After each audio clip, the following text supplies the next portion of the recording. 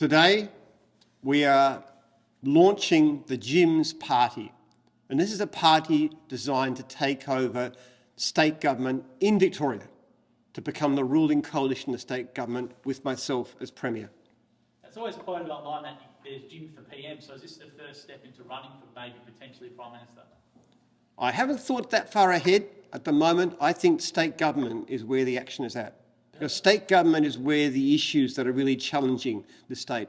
What do you think is the number one crisis affecting the people at the moment? Number one crisis in Victoria right now is housing. We have massive immigration. We're getting hundreds of thousands of new people coming to the country every year, and we're not building nearly enough houses. Now, the problem with that is that it's pushing up the price of housing unreasonably and also pushing up rentals. And what that means is that a lot of people these days cannot afford to buy a house. Unless their parents are like millionaires and can afford to fund them in, they cannot afford to buy a house. If they can afford to buy a house, then the mortgage is dramatic and it really cripples their spending and their ability to find a family. What policies will you enact to solve the crisis in a single term?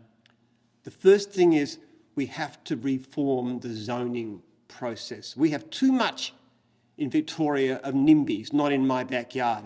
And we actually have bananas build absolutely nothing anywhere near anyone. That attitude is we're not going to build, we're not going to allow anything. We have got to relax the zoning laws, we've got to reform them to allow people to live in properly dense environments, particularly in areas like the inner suburbs and near railway stations. And that will immediately bring down the cost of housing. Do you think Gims property development could be a new division? We'd be happy to be part of the solution. But we need to do a lot more than that too. Another thing we need to do is to levy a land tax, steep enough land tax, now only on above average properties. So people who own a normal house, a smallish house property, or who rent from somebody who does that, they wouldn't pay more. But those who've got big properties will hit with extra fees, extra charges, will give them the incentive to put them on the market.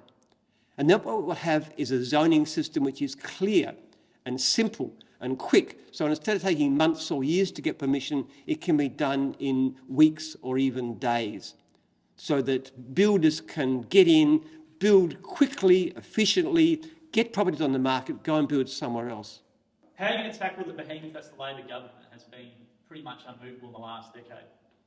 Look, the Labor government in Victoria has been absolutely appalling record. What happened during the COVID lockdown was dreadful. We had the worst lockdown, the most extreme lockdown of any state in the country, but we had the highest death rate per capita of any state in the country. We spent huge amounts on bureaucrats, high-paid bureaucrats, and we starved frontline workers, such as health workers and teachers. Now, what about the Liberal Party? You've been known as a Liberal man online, so what's all of a sudden the shift behind that? I have been involved with the Liberal Party, but the Liberal Party right now in Victoria, let's face it, is pathetic. They have no voice, they have no policies, and they certainly have never even spoken up, to my knowledge, about the crisis in housing. They have no plans. I think they're too much controlled by special interests, by people who don't want to do things. I think it needs a whole new party. Look, we've seen this happen in the States. There's states like, there's cities like Minneapolis, for example, which has relaxed their zoning laws, and they've seen housing prices become much more reasonable. In fact, to buy a house in Minneapolis, it's about half the price, allowing for exchange rates, what it costs in Melbourne. Shouldn't be the case. Housing should be affordable.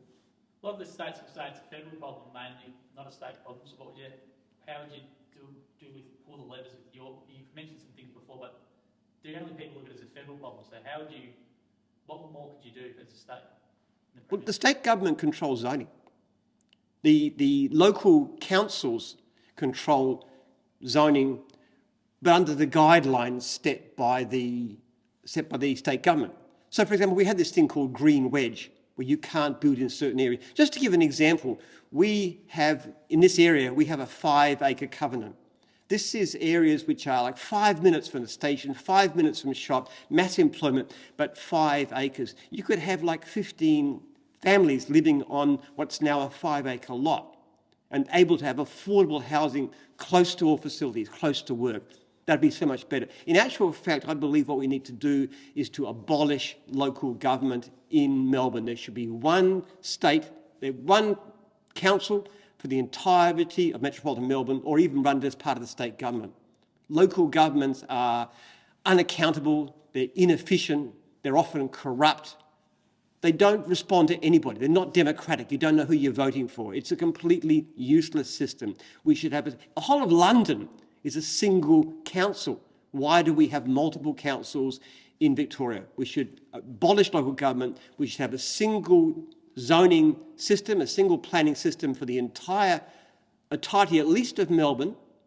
Regional centres are a bit different, at least of Melbourne, and we should have clear, simple zoning which allows much higher density. See, it's not only, yes, have been Liberal in the past, and Liberals do tend to be better with government, but when it comes to the environment, I think the Labor Party is often better. But the great thing about this scheme is that it would actually help the environment, because by having people live closer in, you have less commuting, you have less carbon emissions, because people don't have to drive so far on packed freeways. It is better for the environment for us to live closer together. How are you going to divide your time between CEO of Gims Group and potentially this political run? How are you going to do it? I have wonderful people in Gims Group. I have great supporters. I have great managers. I can still keep an eye on it while I focus on getting the state going. What if people say you're too old to do this? I am in fantastic health. I run or play racquetball half an hour a day.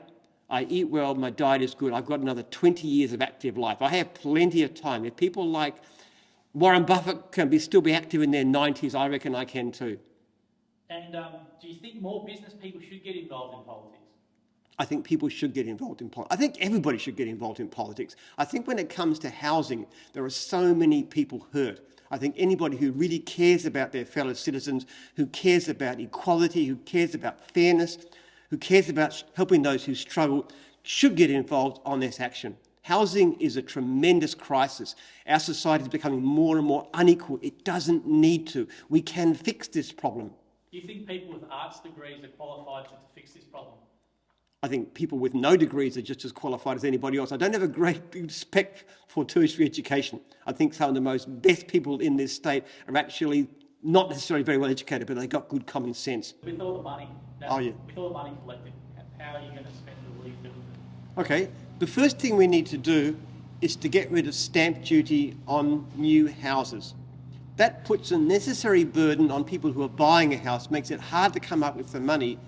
And the other thing too is it discourages people from moving.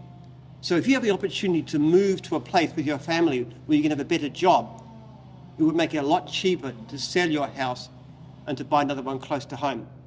Now, apart from that, really good use for the money is we need to pay more to our frontline workers. People like teachers and nurses, in my view, are grossly underpaid. We need to make these professions which are really attractive to more and more people. One of the big problems we have is increasing credentialism. People need more and more qualifications and degrees to do the most basic job.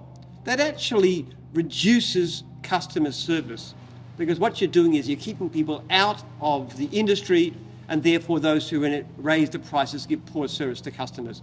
It hurts small business, it hurts consumers. We need to be sensible about things. Yes, if you're going to be a surgeon, you need to have certain kinds of qualifications.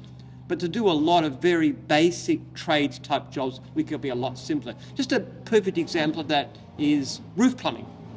Okay? Why do you need to be a 4-year trained plumber before you can put a steel roof on a house or fix one? It is unnecessary, it is costly, it hurts people who want to become qualified and earn great jobs, earn great money in their jobs, and it hurts consumers by reducing competition and forcing up prices. There are many areas like that we could really do something about. We have a slate of quality candidates ready to fight the next state election. These are people with integrity, with ability, ready to go. We ask for your support. If you want to support the Gims Party, if you want to support real change in Victoria, go to www.jimpenman.com.au and register your interest.